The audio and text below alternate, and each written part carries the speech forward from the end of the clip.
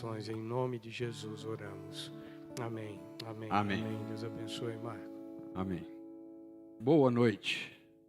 É gostoso a gente chegar aqui e enxergar a carinha aqui ao vivo, viu, gente? É bom demais. Você que está em casa, que tem condições de vir à igreja, venha. Não é a mesma coisa você adorar em casa com a tecnologia. Isso é uma ótima opção para a gente. É uma opção que Deus deu. Deus nos deu condições de ter a tecnologia e de usá-la em favor do reino. Mas não substitui, de forma alguma, a comunhão que nós temos aqui individualmente, mesmo com a restrição de espaço. Toda vez que a gente chega, o pessoal fala a mesma coisa, vontade de abraçar, vontade de abraçar. Em breve nós estaremos abraçando e lembrando desse período que nós vivemos e passamos por eles. Venha à casa do Senhor, é o seu lugar, é o nosso lugar, com todos os cuidados devidos. Hoje eu tenho, como diz o Robson, o privilégio e a responsabilidade de trazer a palavra de Deus, para que a gente possa aprender um pouco mais do que Ele tem para a nossa vida. Nós temos o tema nosso, o Jesus dos Evangelhos, está ali, né? E nós temos apresentado o Cristo de acordo com os Evangelhos. E hoje nós estamos focados no Evangelho de São Lucas. E o texto que me foi dado é o texto de São Lucas, capítulo 5, versículo de 1 a 11. Um texto muito conhecido de todos e um texto maravilhoso. Eu queria que você, com a reverência que a Escritura exige, que você acompanhasse a leitura. Aconteceu que, ao apertá-lo a multidão para ouvir a palavra de Deus, estava ele junto ao lago de Genezaré. E viu 2 barcos junto à praia do lago, mas os pescadores, havendo desembarcado, lavavam as redes. Entrando em um dos barcos, que era o de Simão, pediu-lhe que afastasse um pouco da praia, e assentando-se, ensinava do barco as multidões. Quando acabou de falar, disse a Simão: faze-te ao largo e lançai as vossas redes para pescar. Respondeu-lhe Simão: mestre, havendo trabalhado toda a noite, nada apanhamos. Mas sob a tua palavra lançarei as redes. Isto fazendo, apanharam grande quantidade de peixes e rompiam-se-lhes as redes. Então fizeram sinais aos companheiros do outro barco para que fossem ajudá-los. E foram e encheram ambos os barcos a ponto de quase irem a pique. Vendo isso, Simão Pedro prostrou-se aos pés de Jesus, dizendo: Senhor, retira-te de mim, porque sou pecador. Pois à vista da pesca que fizeram, a admiração se apoderou dele e de todos os seus companheiros, bem como de Tiago e João, filhos de Zebedeu, que eram seus sócios. Disse Jesus a Simão: não temas, doravante serás pescador de homens. E arrastando eles os barcos sobre a praia, deixaram tudo e o seguiram. Amém. Senhor Deus, tem misericórdia de nós e fala-nos através do teu texto. Lucas nos relata aqui uma experiência espetacular. Foi vivida por Pedro e seus companheiros de pesca. Pedro era um pescador profissional, nós temos que lembrar disso. Simão Pedro, André, Tiago e João tinham uma companhia de pesca. Eles eram pescadores. O cenário que nós temos é o Mar da Galileia, um lugar importante na vida de Jesus Cristo, na vida política, no ministerial de Jesus Cristo. É ali que ele faz boa parte dos seus milagres, ele vive boa parte de sua vida naquele Mar da Galileia, aqui chamado de Lago de Genezaré. Porque, na realidade, o Mar da Galileia ele não é um mar aberto. Ele está ali cercado por montanhas, são montanhas em toda a volta. O Monte Hermon está ao norte, com seu pico com neves perenes, um solo fértil. E os ventos, muitas vezes a parte tem como é que vamos chamar? Corrente de água, corrente térmica de ventos frios descem aquela região e geram uma tempestade ali no Mar da Galileia. Por isso que os pescadores têm que estar atentos a esse processo o tempo todo. Mas fato é que é uma região muito importante econômico, política e socialmente falando. É dali que eles tiram seus sustentos. São 9 cidades grandes no entorno do Mar da Galileia, dentre elas Cafarnaum, Tiberíades, Magdala, Corazim, Betsaida. São cidades importantes. Tiberíades fornece peixe para Jerusalém e exporta para Roma. Betsaida quer dizer casa de praia, ou seja, nós estamos falando de um lugar de pescadores, onde existem vários barcos pescando e transportando gente o tempo todo. Os seus moradores, os pescadores, são homens geralmente mais humildes, de uma classe social mais baixa, homens fortes, pele queimada de sol e de vento, pessoas que trabalham a noite inteira pescando, porque os peixes do Mar da Galileia são basicamente tilápias, são chamadas as tilápias de São Pedro, e elas tendem a ficar nas orlas e de hábito noturno. Então os pescadores saem às noites, pegam suas redes, lançam, na realidade as redes são complexos de 3 redes, pesadas, e gastam pelo menos 4 homens fortes para lançá-las e puxá-las. Fazem isso a noite inteira. Jogam as redes, se afastam, voltam tocando com o remo para espantar os peixes para que eles possam pegar na rede. Recolhem suas redes e na manhã sentam-se à praia, separam os peixes bons dos ruins, limpam suas redes para poder guardá-las, porque se guardar com resíduo de lodo, de peixe, de crustáceos, a presença de roedores tipo rato é certa, vai roer a rede deles. Fazem manutenção dos seus barcos e à noite voltam para a pesca. É essa a rotina de um pescador nessa região tão bonita que é a região da Galileia. Nesse cenário, nós temos também um mestre, um rabi, que, por sua vez, praticou alguns milagres, inclusive curando a sogra de Pedro, expulsou demônios, e que está naquela região, nesse momento, pregando a palavra de Deus às pessoas. Tem a sua fama, que é o nosso Senhor Jesus Cristo, e ele, para falar, se sente apertado, a multidão o aperta. E nós vamos ver isso várias vezes, num dos sermões aqui, a gente viu que no meio da multidão, a mulher de fluxo toca em Jesus, tirando dele poder e recebendo a cura. Aqui não está diferente.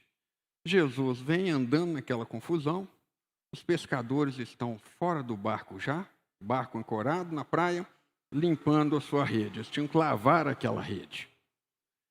Jesus chega e interrompe o trabalho de Pedro, entra dentro do barco dele, fala que entra e fala assim, me leva ali na beiradinha para eu poder pregar para o pessoal. E diz Lucas que Pedro fez isso. Nós estamos num dia normal para a vida de todos eles. Normal para os pescadores, normal para Jesus Cristo. E Jesus prega, Lucas não nos fala qual que é o tema do sermão, mas com certeza foi maravilhoso. Jesus não pregava mal, não. Você podia ir que era a bênção certa.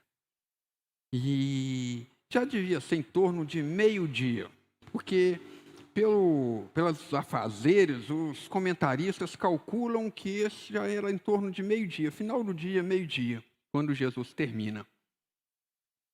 E Jesus vira para Pedro, e dessa vez ele não pede a Pedro. A terminologia muda, ele ordena. Pedro, pega o barco e leva lá para o fundo. O Mar da Galileia, nós vamos ter aí mais ou menos 21 a 23 quilômetros por 11 quilômetros. Então, nós temos 11 quilômetros por 21 quilômetros. Sua profundidade máxima vai variar de 40 a 45 metros. E Pedro recebe uma ordem do mestre. Uma ordem, no mínimo, pesada. Uma ordem sem nexo e desanimadora naquele momento. Pedro vira e fala assim, Senhor, nós trabalhamos a noite toda e não pegamos nada. Nós lançamos a nossa rede a noite inteira, não pegamos nada. E ele fala, estamos cansados. Esse trabalho que ele fala do original é copião, que vem derivado da palavra kopos, que quer dizer trabalho árduo.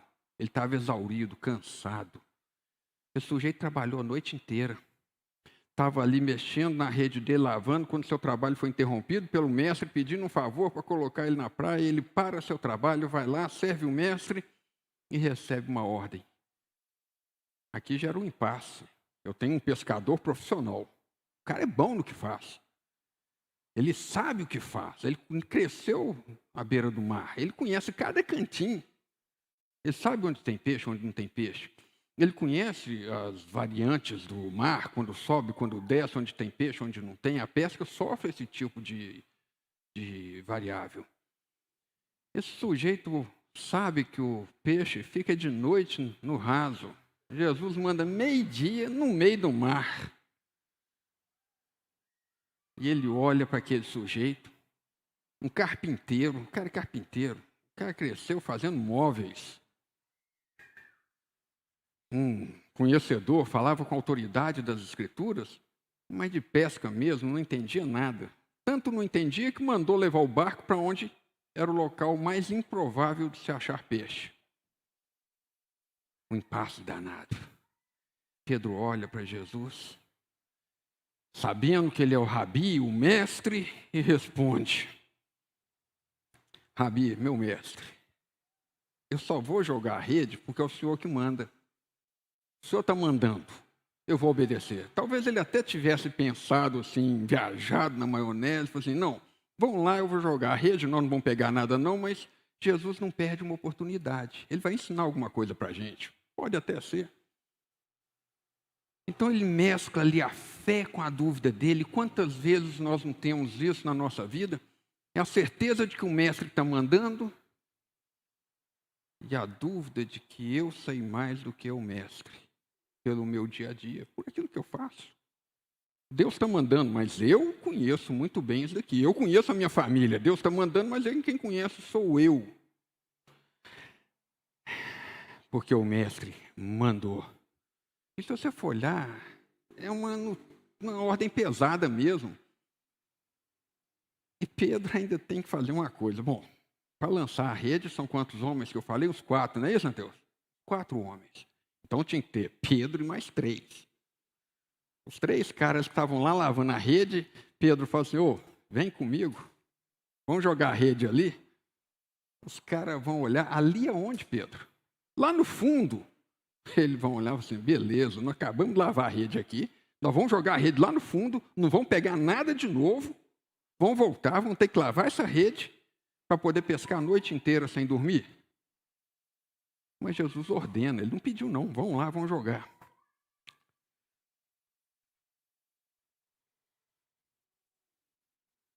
Pedro obedeceu, a despeito da sua expertise, a despeito do seu cansaço. Ele obedeceu e levou mais gente com ele para obedecer.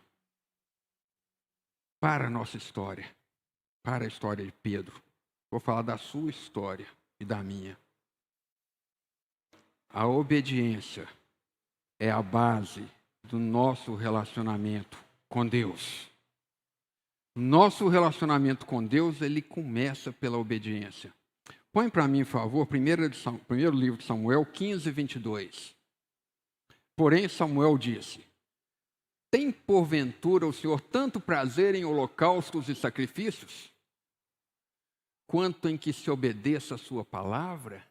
Eis que obedecer é melhor do que sacrificar e o atender melhor do que a gordura de carneiros. Eis que obedecer é melhor do que o sacrificar. Lucas, no capítulo 6, verso 46, ele fala, Jesus fala, por que me chamais de Senhor? Chamais Senhor, Senhor, e não fazeis o que vos mando. Deus está te mandando, obedece. É o próprio Cristo que pergunta, por que você me chama de Senhor se você não me obedece? João 14, 15, se me amas, guardareis os meus mandamentos. Se me amas, obedecereis os meus mandamentos. E mais um texto, Tiago 4, 7. Sujeitai-vos, portanto, a Deus, mas resisti ao diabo e ele fugirá de vós. Obedecei, portanto, a Deus. A obediência é a base do nosso relacionamento com Deus. Não adianta você brigar e não obedecê-lo. Para surpresa de todos, menos do mestre, eles lançam a rede e pega aquele monte de peixe e começa a puxar e vai puxando um barco. É um barco grande, é um barco profissional de pesca, gente. Não é um barquinho que saiu, não. E ele começa aí, a rede, diz a Escritura que a rede estava rompendo. Eu imagino, não tenho a menor experiência com pesca, o cara puxando aquela corda, esticando, e um pescador falando para o outro, solta aí, puxa aqui, vai lá. O Lê gosta de pescar, ele fala, tem que soltar vara uma vez, puxa de vez em quando, solta. E os caras, com a habilidade deles, uma rede pesada. Imagino Pedro chamando o pessoal que está lá na beira, ele está no fundo, fazendo sinal, vem, vem, vem. E Pedro sabe da necessidade individual de cada um daqueles pescadores, sabe que aquilo ali é dinheiro, é sustento para cada um. André, Tiago e João pegam o barquinho deles, vão atrás lá também, enchem os dois barcos a ponto de eles quase irem a pique. A obediência veio. E eu fico imaginando o seguinte, Jesus olhando aquela coisa, ele devia estar sentado no barco. Eu queria ter uma noção assim, da cara de Jesus na hora que ele fica olhando. Todo mundo eufórico, correndo, puxa a rede, solta a rede, e ele está olhando lá. Porque ele estava tranquilo. Que ali estava nada mais, nada menos do que o Deus encarnado. O Filho de Deus, o Criador, onde tudo foi feito por Ele, para Ele, por intermédio dEle. É esse sujeito que estava sentado naquele barco, olhando tudo acontecer. E é o mesmo Jesus que acalma uma tempestade no mesmo mar da Galileia. Está em Mateus 8, 26, 27, quando eles são acometidos por uma tempestade, Jesus dormindo no travesseiro, e o barco a ponto de afundar, os discípulos acordam, o Senhor não liga da gente morrer, não? E Jesus levanta e fala assim, homens de pouca fé, vocês são tímidos na sua fé de vocês. E Jesus repreende o vento e as águas, vem a bonança. E a admiração de todos. Quem é esse que até os ventos e as águas o obedecem? É o mesmo sujeito que, uma vez Pedro, o mesmo Pedrão aqui, discutindo sobre impostos, Jesus fala assim, você está preocupado com imposto? Jesus já viu o pensamento dele, falando, está preocupado com imposto? Faz o seguinte, está estressado? Vai pescar. Bota um anzolzinho, joga lá no mar. O primeiro peixe que vier, você abre a boca dele, vai ter uma moeda lá dentro. Vai lá e paga o meu imposto e o seu. Aí você não escandaliza ninguém, fica bom para você? É esse mesmo Jesus. Aquele que andou na água. Aí eu sou obrigado, na minha imaginação, na minha fé, a acreditar que esse Jesus não trabalhou com a onisciência dele, não. Ele não sabia onde estavam os peixes, não. Ele simplesmente ordenou aqueles peixes que fossem aonde ele estava. Ele escolheu o pior lugar para pescar, só para que você hoje soubesse que o que ele faz está sob controle. Ele escolheu o pior lugar para pescar e ordenou aos peixes, vocês vão tudo lá para onde eu estou indo, quando a rede cair, vocês pulam tudo na rede. Foi a ordem que Deus deu para os peixes. E eu acredito nisso plenamente. Eu não acredito em coincidência, nem acredito que foi por onisciência. Foi por onipotência. Porque esse Deus, ele é 100% homem e 100% Deus. Uma matemática que eu não te explico. Porque se eu te explicar, deixa de ser fé, vira ciência. Todos se surpreenderam naquele momento, menos o Cristo, que sabia da sua missão. E naquele alvoroço, vocês imaginam a reação dos pescadores? Os caras naquela assim, puxa vida, como é que esses peixes vieram para cá? De uma forma sem entender aquilo. Eu imagino que nessa hora, aquele cansaço, aquele desânimo. Nós estamos aqui para jogar rede lá embaixo. Os caras, quando começaram a puxar a rede, o cansaço foi embora, o desânimo foi embora, a euforia veio. Puxa, a vida não chega lá agora, separar os peixes, vamos salgá-los todos, que era o único jeito de conservar peixe era salgando. Vamos salgar, vamos limpar a rede. Quer saber de uma coisa? Hoje à noite a gente nem precisa pescar. A gente vai comer um peixinho aqui, descansar no mar. E euforia naquela coisa toda. E mais, ele olha assim, chega assim, vou chegar em casa, eu vou falar para a Dona Maria que hoje tem peixe adoidado. Deus proveu sustento para todo mundo. Foi sustento. Alguns pescadores provavelmente falaram assim, puxa vida, agora eu vou poder ficar sem trabalhar uns 2 dias aí. Porque era uma pesca muito farta economicamente. E ali houve provisão. Infelizmente, esse texto ele é pregado algumas vezes de uma forma errônea, numa teologia qual a gente abomina nessa igreja, que é a teologia da prosperidade, onde há uma barganha com Deus. Eu te empresto o meu barco e você me dá peixe. Não. Isso não existe. Esse texto não pode jamais ser usado do ponto de vista de prosperidade. Deus é um Deus que sustenta de fato. Nós cantamos nessa igreja aqui, Jeová Jireh, é o Deus provedor. Ele sustenta sim, mas não é por barganha. Se isso daqui fosse por uma questão econômica, Jesus seria um cara muito rico. E o nosso papel é estar com ele, é seguir a ele. Quem quer segui-lo, negue-se a si mesmo, tome a sua cruz e o siga. Porque vivemos por Cristo, morremos com Cristo, ressuscitamos com Cristo. E em breve estaremos com ele na eternidade. Isso quer dizer segui-lo até onde ele for. E segundo São Mateus, capítulo 8, versículo 20, lá afirma que o Filho do Homem não tem onde descansar a cabeça, reclinar a sua cabeça. Não, isso não é prosperidade. Isso é sustento, é diferente. Deus se compromete com o seu sustento, não com seus caprichos. E no meio daquela confusão, peixe adoidado, uma euforia, 2 barcos quase afundando. Pedrão, nosso amigo Pedrão. Esse cara está lá naquela euforia, ele deve ter olhado para Jesus assim e parou. Com certeza o olho dele rodou, parou e Jesus estava lá assim. De uma forma miraculosa, sobrenatural. Seus olhos se abrem. E ele olha e fala assim, esse é o Filho de Deus, esse é o Deus encarnado. E ele se prostra frente a ele e fala, arreda-te de mim, Senhor, porque eu sou pecador. Não foi a única vez que Deus se manifesta na vida de Pedro, através dos seus sentidos, abrindo seus olhos para que ele pudesse reconhecer quem o Filho de Deus era. Ele tem seus olhos e seus ouvidos abertos ali para ver. Nós precisamos muitas vezes disso.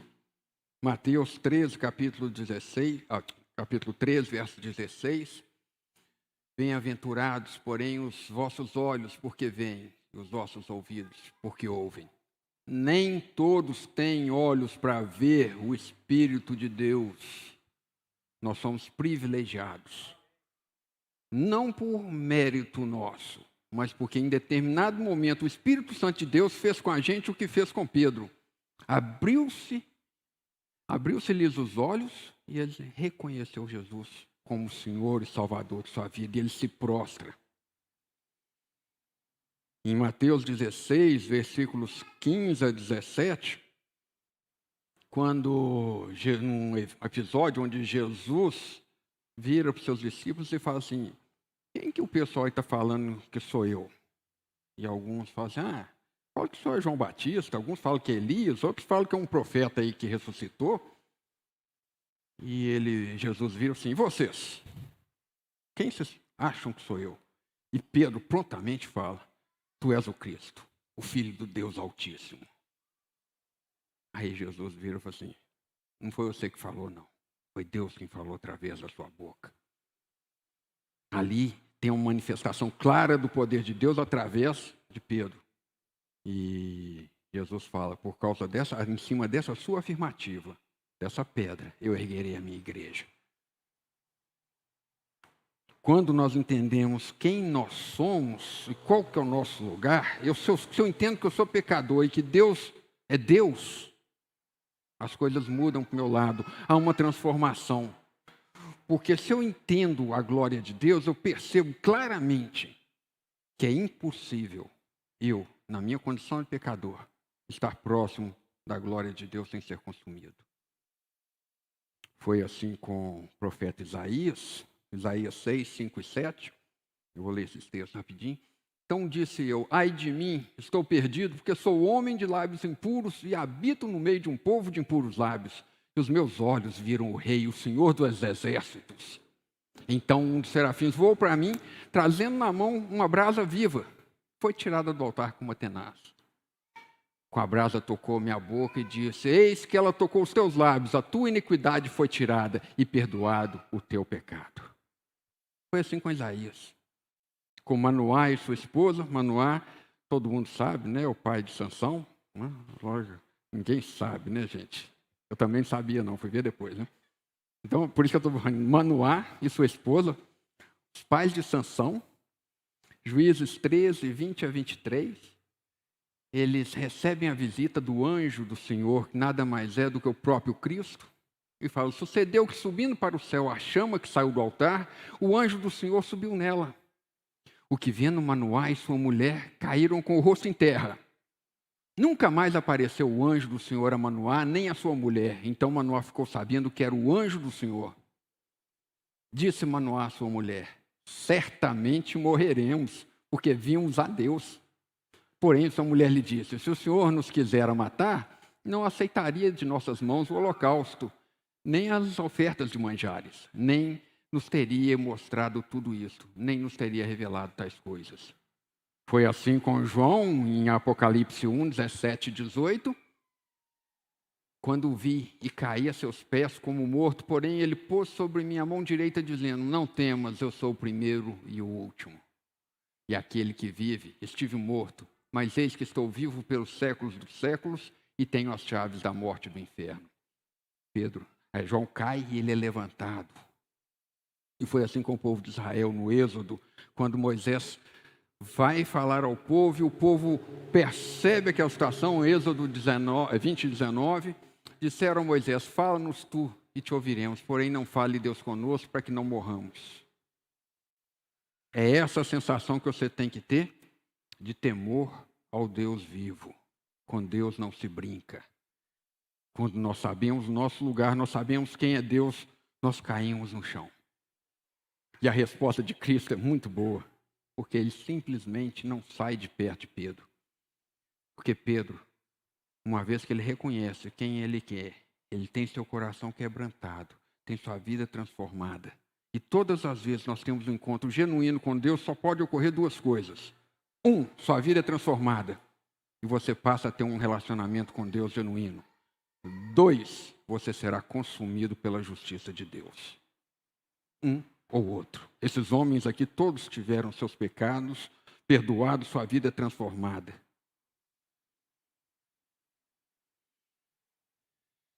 Deus se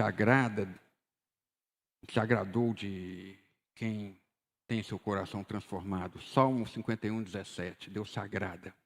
Sacrifícios agradáveis a Deus são espírito quebrantado, coração compungido e contrito. Não o desprezarás, ó Deus. Foi isso que aconteceu com Pedro.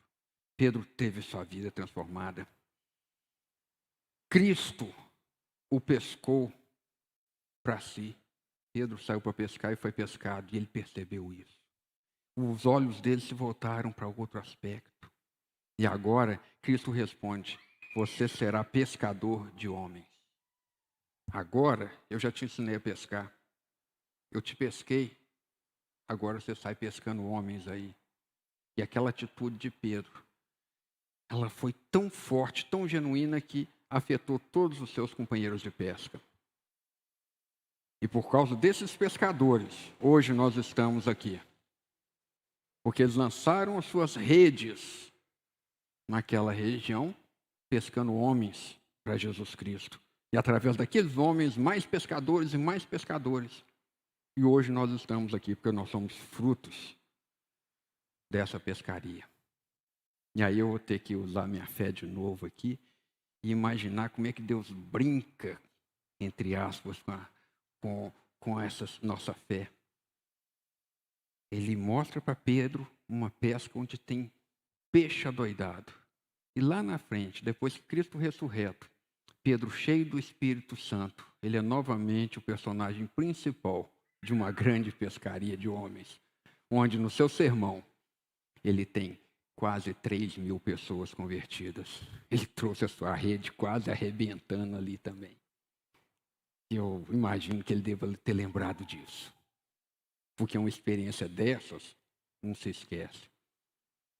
Ele deve ter lembrado do olhar de Jesus quando o resgatou, enquanto os outros estavam contando histórias de pescador na beira do mar, do tanto de peixe que eles pegaram. Essa é a diferença. Um conta a história de pescador, o outro faz a história como pescador. E foi assim na vida de Pedro. E quando Jesus fala, doravante serás pescador de homem, é esse o nosso espírito de missionalidade. Eu queria te trazer a entender o que nós somos, Igreja Presbiteriana Missional no Buritis, ou Missional do Caminho agora. A missionalidade é sermos pescadores de homens onde estivermos. Pedro, a profissão dele era pescador, por isso que ele virou pescador de homem. Provavelmente Deus usaria uma analogia na sua profissão para que você entenda que a sua missionalidade, a sua missão é seguir a missão do próprio Cristo. Lucas 31, 32, por favor. Lucas 5, versículo 31 e 32. Respondeu-lhe Jesus, os sãos não precisam de médico, e sim os doentes. Não vim chamar justos, e sim pecadores ao arrependimento. É essa a missão do Cristo. É essa a sua missão. É essa a missão do pescador. É essa que é a nossa missionalidade. Essa pesca não tem nada a ver com suprimento material. Tem sim o suprimento material, mas não é o foco.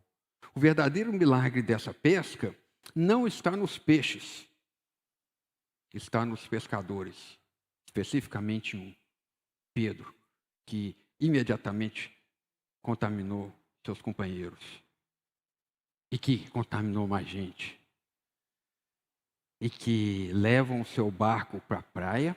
E diz a Escritura que eles arrastam o barco na praia e, abandonando tudo, seguem o seu mestre. Não, eles não estavam olhando o peixe, não.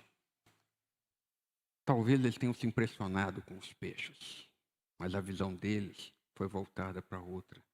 Foi uma visão espiritual. Se a sua visão está nos peixes, sinto te informar, você é o mais infeliz dos mortais, conforme Paulo escreve na sua carta aos Coríntios, capítulo 15, versículo 19. Se a nossa esperança em Cristo se limita apenas a essa vida, se a sua pescaria se limita apenas a peixes, somos os mais infelizes de todos os homens. Hoje, o mestre é o mesmo. Jesus é sempre o mesmo, ele não muda. Hoje, os pecadores somos os mesmos. A missão também é a mesma. Só mudou o mar. Somos chamados hoje a pertencer a uma grande companhia de pescadores de homens. Não foquem somente no que nós temos nessa vida aqui. Pedro fez a diferença. Pedro fez história.